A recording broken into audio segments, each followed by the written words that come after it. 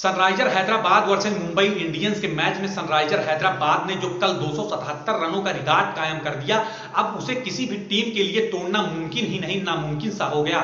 11 वर्षों से जो तमगा सबसे हाईएस्ट स्कोर का आईपीएल हिस्ट्री में आरसीबी अपने पास लेकर घूम रही थी, कल उसे एक झटके में सनराइजर हैदराबाद के बल्लेबाजों ने उससे छीनकर सनराइजर हैदराबाद के नाम कर दिया।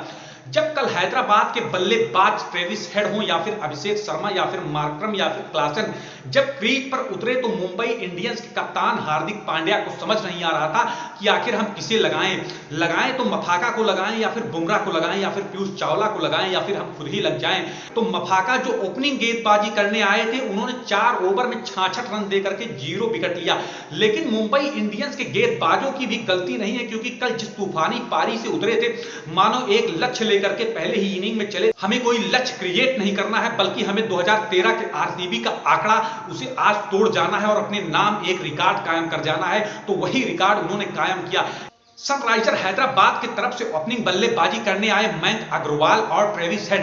मयंक अग्रवाल ने 13 गेंदों में 11 रनों की शानदार पारी की, लेकिन ये पारी कुछ ही देर में समाप्त हो गई। लेकिन जो ट्रेविस हेड और उसके बाद आए अभिषेक शर्मा, इन दोनों के द्वारा जो पार्टनरशिप तैयार हुई उसी ने पूरी इनिंग को एक तेजी रफ्तार प्रदान कर दी। यदि पूरे इनिंग की बात करें तो सनराइजर हैदराबाद की तरफ से 3 हाफ सेंचुरी लगे हैं, जिसमें ट्रेविस हेड, अभिषेक शर्मा और क्लासन की हाफ सेंचुरी है।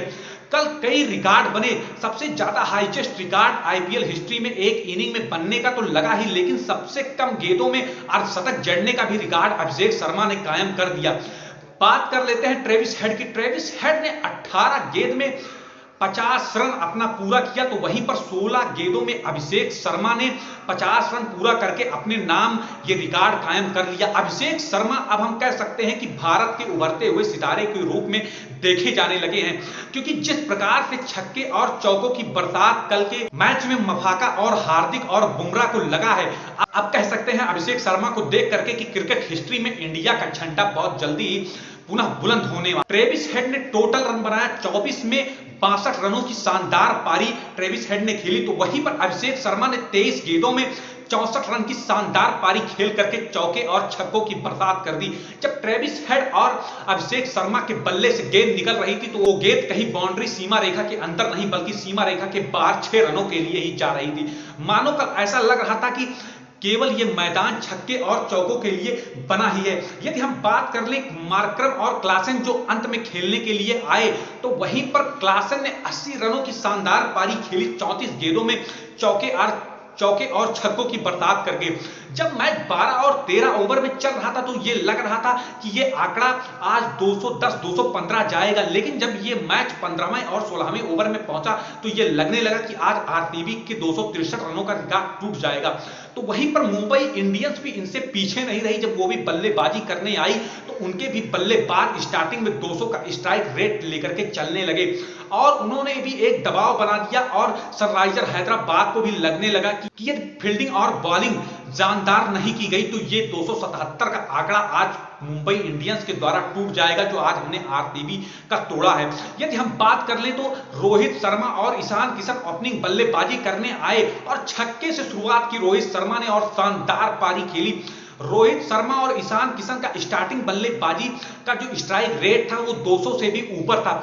ईशान किशन की बात कर ले तो वो 13 गेंदों में 34 रनों की शानदार पारी लगातार छक्के और चौकों से उन्होंने बनाया।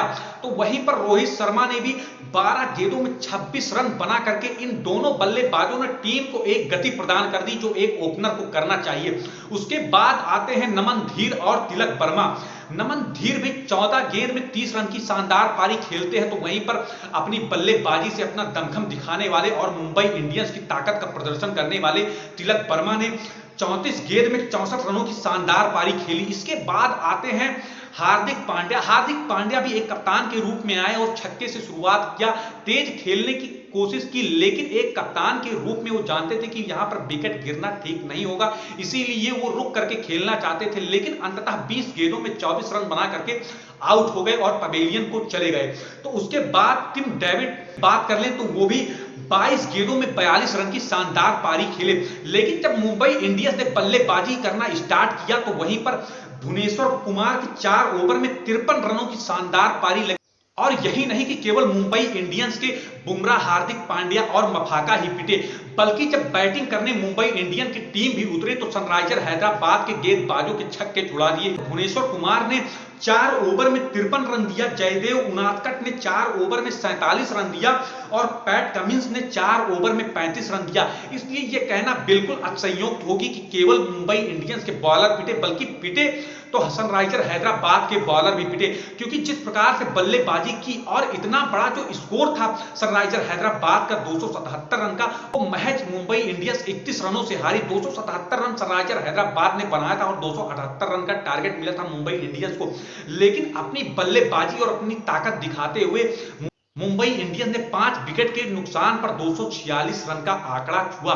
तो इसलिए यह कहना कि मुंबई इंडियंस का प्रदर्शन कमजोर रहा, यह पूरी तरीके से भ्रामक और झूठ होगा, असंयुक्त होगा, क्योंकि मुंबई इंडियंस ने भी अपना पूरा ताकत दिखाया और दिखा दिया कि यदि आप 250 और 260 का आंकड़ा भी लेकर के चलेंगे तो हमारे लिए चेस करना कोई बड़ी बात नहीं होगा।